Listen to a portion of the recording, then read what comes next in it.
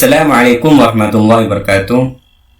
Alhamdulillah rabbil alamin, hamdan syakirin, hamdan na'imin, hamdan yuafi ni'amahu wa yukafi majidahu. Ya Rabbana lakal hamdu kama yanbaghi li jalali wajhika wa 'azimi sultanik. Allahumma shalli wa sallim ala sayyidina Muhammad wa ala alihi wa sahbihi wa man tabi'ahum bi ihsan ila yaumiddin. Amma ba'du. Pertama-tama marilah kita panjatkan puji syukur kepada Allah Subhanahu wa taala yang mana berkat beliau kita bisa bermajah meskipun dalam sosial media ini dalam keadaan sehat walafiat. Kedua kalinya sholawat berserta salam mudah-mudahan tetap tercurah limpahkan kepada baginda kita, yakni Nabi Agung Nabi Muhammad SAW, yang mana berkat beliau kita dapat terangkis dari alam kegelapan menuju alam yang terang benderang dengan adanya ad-dinul Islam. Tidak lupa pula saya ucapkan terima kasih kepada Bapak Farid Ardiansyah selaku pengampu materi mata kuliah KUMKM. Di sini saya kelompok 12 yang beranggotakan Nur Laila Abidah dan saya pribadi Muhammad Idris akan menjelaskan tentang manajemen distribusi KUMKM beserta manajemen logistik. Sebelum kita membahas tentang manajemen distribusi, apa sih yang dikatakan manajemen itu sendiri?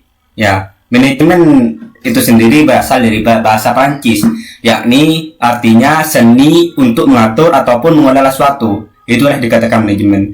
Dan secara umum, manajemen itu dikenal sebagai sebuah proses yang mengatur kegiatan atau perilaku sehingga hal itu bisa menimbulkan suatu efek yang baik. Sedangkan distribusi itu sendiri, menurut KBBI ataupun Kamus Besar Bahasa Indonesia dijelaskan bahwa distribusi adalah penyaluran atau dalam kurung pembagian, pengiriman kepada beberapa orang atau beberapa tempat. Dalam istilah lain, distribusi itu disebutkan juga proses yang menunjukkan penyaluran barang dari produsen sampai ke tangan masyarakat atau konsumen. Itu dikatakan distribusi. Jadi, dapat disimpulkan bahwa manajemen distribusi di sini adalah merupakan manajemen yang mengatur arus barang dan jasa dari produsen menuju konsumen agar tidak terjadi kelangkaan barang dan jasa di suatu daerah tersebut. Selain itu juga, manajemen itu sendiri merupakan kegiatan yang sangat penting untuk membantu proses pemasaran yang dijalankan oleh sebuah unit mikro kecil menengah. Nah, selanjutnya di sini fungsi distribusi itu dibagi menjadi dua. Yang pertama yaitu fungsi distribusi pokok dan yang kedua fungsi tambahan distribusi. Nah, dalam distribusi pokok di sini juga meliputi yaitu pengangkutan, penjualan, pembelian, penyimpanan, standarisasi kualitas barang dan penanggulangan risiko. Nah, dalam pertama itu pengangkutan, di mana setiap distribusi itu pasti ada pengangkutan ataupun transportasi. Biasanya itu meliputi mobil, truk dan lain sebagainya yang bermuatan yang sangat banyak gitu. Yang kedua itu penjualan, di mana ketika ada penjualan pasti itu meliputi dengan distribusi. Ketika distribusi pasti kita akan menggunakan itu penjualan atau pembelian. Dalam penjualan di sini distribusi itu sebagai sarana penjualan barang, di mana produsen menjual barang tersebut kepada konsumen gitu. Selanjutnya pembelian. Nah, di sini ketika ada pembelian pasti itu ada penjualan dan begitu pun sebaliknya. Karena kedua penjual dan pembeli itu pasti ada saling terkaitannya. Yang ketiga, yang keempat itu penyimpanan ataupun storing, di mana dalam penyimpanan ini kenapa kok ada di dalam distribusi pokok? Karena dalam penyimpanan ini pasti ketika mendistribusikan barang tersebut pasti ketika ada barang yang awet untuk disimpan pasti itu disimpan. Karena kenapa? Karena takut terjadi kelangkaan di musim berikutnya kayak gitu biasanya. Dan selanjutnya yaitu standarisasi kualitas barang. Nah, dalam standarisasi kualitas barang di sini pastinya banyak penjual ataupun pembeli itu selalu menghendaki adanya ketentuan mutu, jenis, ukuran dan sebagainya. Maka hal itu sangat dibutuhkan bagi distribusi. khususnya bagi produsen itu sendiri, karena mutu, jenis dan sebagainya itu sangat dibutuhkan. Dan yang terakhir itu penanggungan risiko. Nah, dalam penanggungan risiko tersebut sudah jelas hal ini, bahwa penanggungan risiko itu sendiri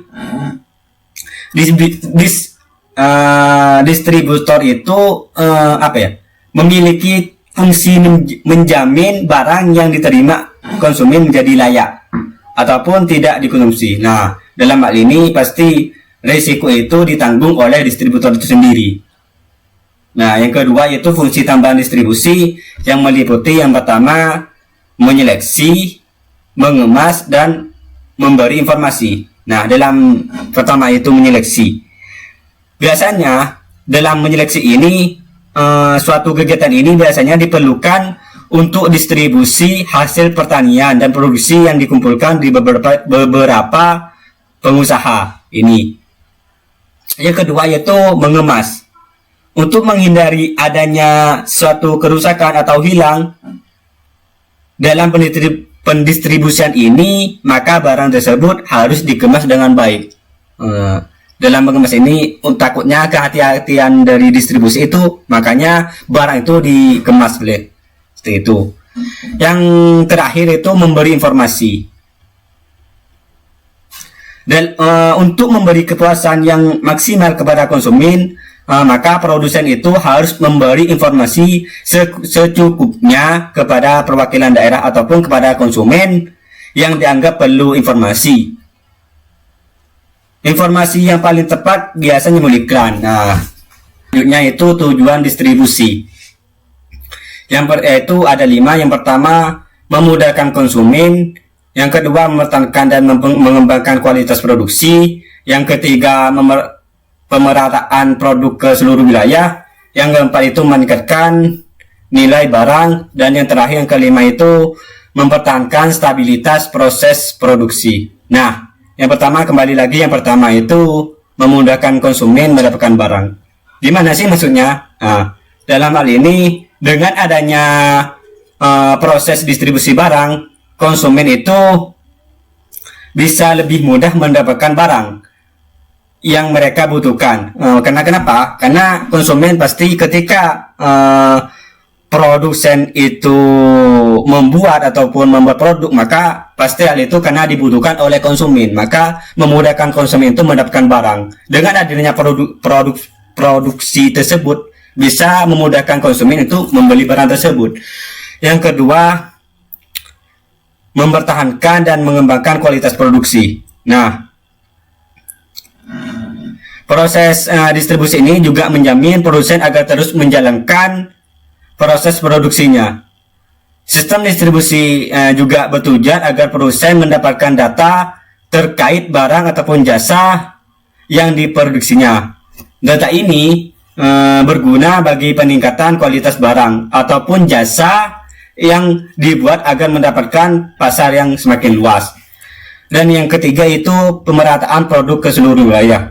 Nah, dengan adanya distribusi ini bisa produk tersebut bisa ditingkatkan lebih luas di daerah yang lain, seperti halnya di luar kota ataupun di berbagai wilayah kayak gitu biasanya. Dan yang keempat, meningkatkan nilai barang. Distribusi ini juga meningkatkan nilai jual barang. Dalam distribusi, jarak pengiriman barang itu menuju konsumen itu juga diperhitungkan. Nah, biasanya dalam hal ini dari kota A ke kota B itu dihitung berapa jaraknya dan berapa berat barang tersebut. Biasanya itu dihitung kayak gitu. Dan yang kelima itu mempertahankan stabilitas proses produksi. Distribusi ini juga menjamin produsen untuk terus berproses dalam memproduksi barang ataupun jasa yang dibutuhkan konsumen. Semakin banyak konsumen yang menerima ataupun yang membutuhkan barang, maka produksi tersebut maka semakin banyak pula memproduksi barang tersebut. Nah, seperti itu. Selanjutnya, jenis-jenis distribusi. Nah, di sini ada 2. Yang pertama itu distribusi langsung, yang kedua distribusi tidak langsung. Dalam distribusi langsung tersebut merupakan proses penjualan barang langsung dari produsen menuju konsumen. Saluran distribusi ini tidak memerlukan perantara. Produsen menjual barang dagangannya langsung ke pelanggan tanpa menggunakan perantara sama sekali. Sudah jelas, biasanya antara produsen dan konsumen itu tidak ada kaitannya, tidak ada perantara, kayak gitu. Yang kedua yaitu distribusi tidak langsung.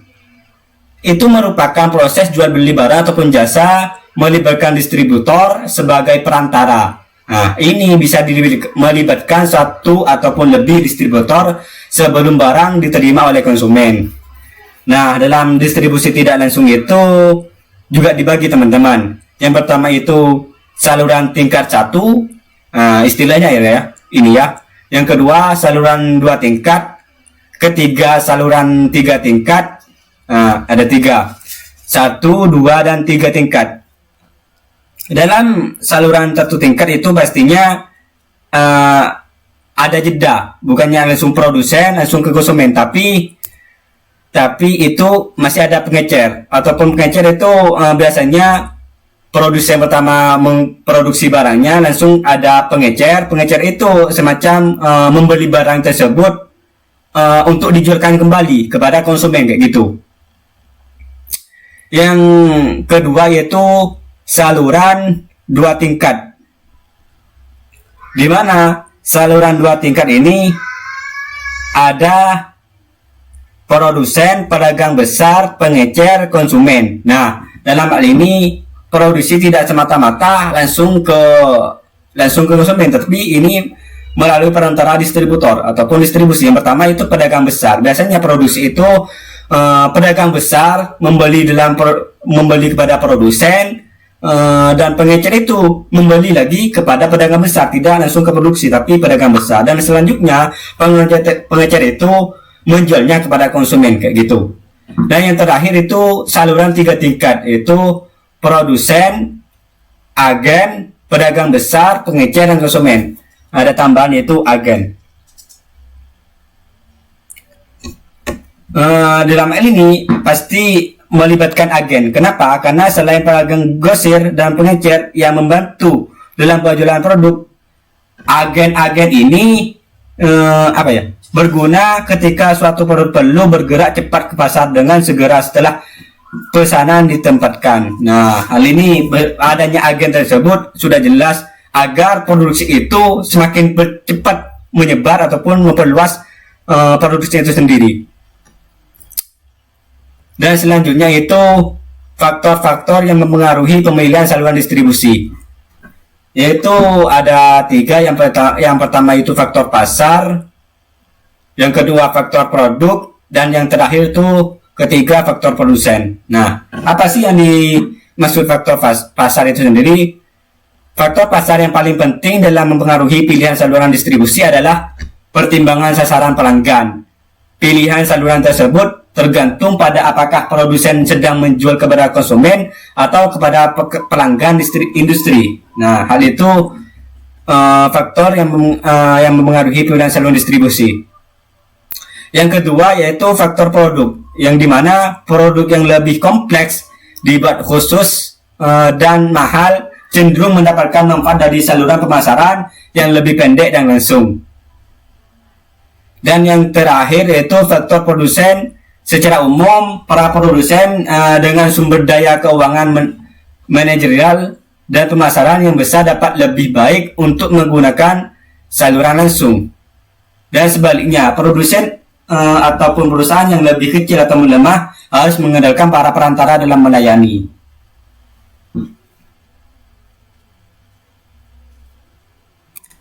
Mungkin hanya ini yang saya dapat sampaikan. Saya untuk manajemen logistik yang akan disampaikan oleh teman saya, kelompok saya itu Nur Laila Abidah. Dipersilahkan. Assalamualaikum warahmatullahi wabarakatuh. Perkenalkan, nama saya Nur Laila Abidah, NIM 1807211000008. mahasiswa semester 5 kelas B Program Studi Ekonomi Syariah Fakultas Keislaman Universitas Trunojoyo Madura. Di sini saya akan memaparkan materi saya tentang manajemen logistik UMKM untuk memenuhi mata kuliah manajemen koperasi dan UKM. Di sini selanjutnya saya akan langsung menjelaskan tentang manajemen logistik. Manajemen logistik ini merupakan suatu pengelolaan barang baik yang berasal dari perorangan, perusahaan, maupun usaha mikro kecil menengah yang mereka itu memiliki sebuah tujuan supaya dalam pemakaian dan penggunaannya dapat dilakukan secara efektif dan juga efisien, sehingga nantinya dapat pula memberikan suatu manfaat yang besar atau hasil yang maksimum terhadap para pemilik barang tersebut nantinya. Kemudian manajemen logistik ini merupakan suatu fungsi pengintegrasian yang kemudian dapat mengkoordinasikan serta melakukan pengoptimalan terhadap semua aktivitas-aktivitas logistik yang ada. Selain itu juga dapat mengintegrasikan kegiatan-kegiatan logistik dengan fungsi lainnya yang termasuk dalam pemasaran, keuangan, manufaktur, penjualan, dan juga teknologi informasi. Sedangkan untuk fokus dari manajemen logistik ini yaitu berfokus kepada pengelolaan aliran barang pada suatu perusahaan maupun usaha mikro kecil menengah atau UMKM itu, dan untuk orientasi perencanaannya maupun serta kerangka kerjanya ini untuk menghasilkan sebuah rencana tunggal terhadap aliran barang serta informasi melalui perusahaan atau usaha mikro kecil menengah. Tujuan daripada manajemen logistik ini adalah ingin mencapai sebuah pendistribusian produk yaitu barang dan jasa tadi secara tepat baik dari segi waktu, tempat, bahan, pengiriman, dan juga prosedurnya dengan kualitas produk yang tentunya terjamin, dan dengan penggunaan biaya yang seminimal mungkin untuk kemudian menghasilkan keuntungan yang maksimal bagi perusahaan maupun usaha mikro kecil menengah atau UMKM itu. Logistik ini sendiri masih ada hubungannya dengan suatu penciptaan nilai atau value terhadap para konsumen, supplier, atau para pemasok dari suatu perusahaan maupun usaha mikro kecil menengah. Hal yang utama pada nilainya itu sendiri dapat dinyatakan dalam segi waktu dan tempatnya, yaitu untuk produk dan jasanya itu akan mempunyai suatu nilai terhadap produk tersebut apabila produk beserta jasa tadi sudah berada tepat pada tangan konsumennya dengan waktu yang tepat dan tempat yang tepat pula, sesuai keinginan konsumen itu tentunya. Maka logistik ini menjadi sangat penting untuk suatu penambahan nilai pada perusahaan maupun usaha mikro kecil menengah itu.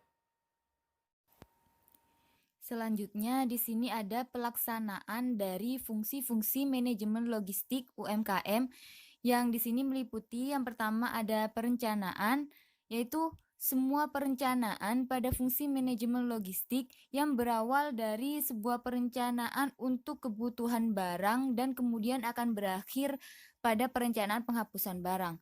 Perencanaan ini meliputi kegiatan seperti menetapkan sasaran-sasaran yang ingin dicapai, pedoman-pedoman, serta ukuran-ukuran yang nantinya akan digunakan pada saat hendak melakukan pengelolaan suatu barang oleh produsen, baik dari perusahaan maupun usaha mikro kecil menengah itu. Yang kedua di sini ada penentuan kebutuhan. Ini merupakan suatu perincian daripada perencanaan yang telah dilakukan sebelumnya, dan segala faktor yang dapat mempengaruhi dalam penentuan kebutuhan ini kemudian harus diperhitungkan terlebih dahulu, seperti halnya faktor keadilan serta pemerataan di berbagai kalangan yang membutuhkan barang dan jasa tersebut dari suatu perusahaan maupun usaha mikro kecil menengah. Yang ketiga di sini ada penganggaran atau pendanaan yang menyangkut kepada anggaran ataupun dana yang kemudian akan dikeluarkan pada saat memproduksi suatu barang hingga pada saat terjadinya pendistribusian barang tersebut. Sehingga hal ini sangat memerlukan manajemen yang baik.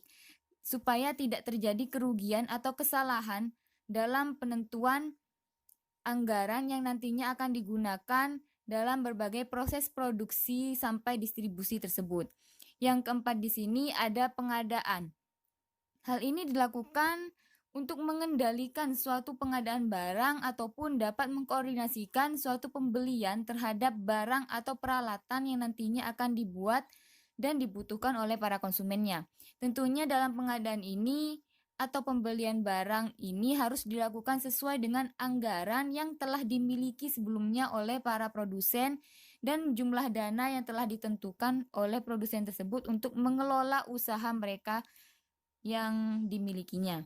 Yang kelima di sini ada penyimpanan atau penggudangan.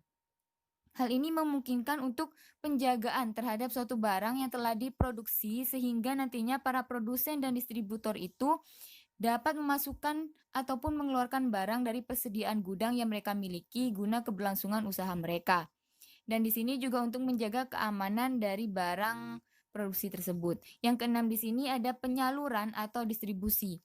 Hal ini perlu kehati-hatian pada saat hendak melakukan penyaluran barang dari hasil produksi tersebut, sehingga diusahakan supaya tidak terjadi masalah dalam pengangkutan barang dari gudang penyimpanan menuju si penerima barang tersebut.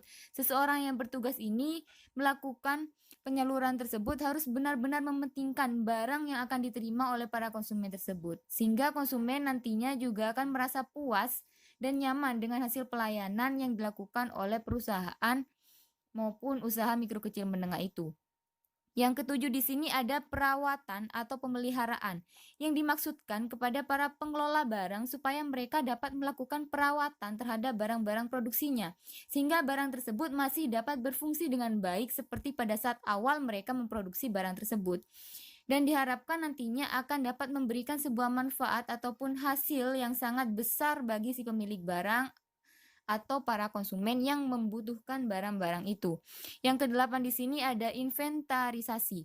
Hal ini berkaitan dengan suatu penilaian yang harus dilakukan terhadap suatu barang yang dapat dikatakan apakah barang tersebut masih layak untuk digunakan kemudian dikirim kepada konsumen ataukah barang tersebut sudah tidak layak atau dikirim kepada konsumen. Yang ini apabila barang tersebut sudah tidak layak digunakan, maka perlu dilakukan sebuah pencatatan dan perencanaan pengeluaran atau penghapusan terhadap barang tersebut supaya tidak merugikan para konsumen yang mengharapkan kualitas dari suatu barang yang akan diterimanya. Yang kesembilan di sini ada penghapusan. Hal ini dikarenakan adanya suatu alasan mengenai layaknya pemakaian suatu barang atau tidak. Seperti terjadinya kerusakan pada barang produksi yang tidak dapat diperbaiki kembali atau barang yang dinyatakan sudah tua ataupun lawas dari segi ekonomis atau barang terlalu banyak dan berlebih. Dan penghapusan ini menurut peraturan perundang-undangan juga bertujuan supaya dapat menghemat biaya, ruangan, sekaligus masukan keuangan dan tanggung jawab terhadap seluruh barang produksi yang dimilikinya. Yang ke-10 di sini ada pengawasan. Hal ini mencakup dari seluruh pengawasan terhadap fungsi pengelolaan barang yang bertujuan untuk dapat memantau tentang pelaksanaan daripada fungsi-fungsi manajemen logistik itu sehingga sesuai dengan yang telah direncanakan sebelumnya. Mungkin hanya itu yang dapat saya sampaikan, kurang lebihnya saya mohon maaf. Wassalamualaikum warahmatullahi wabarakatuh.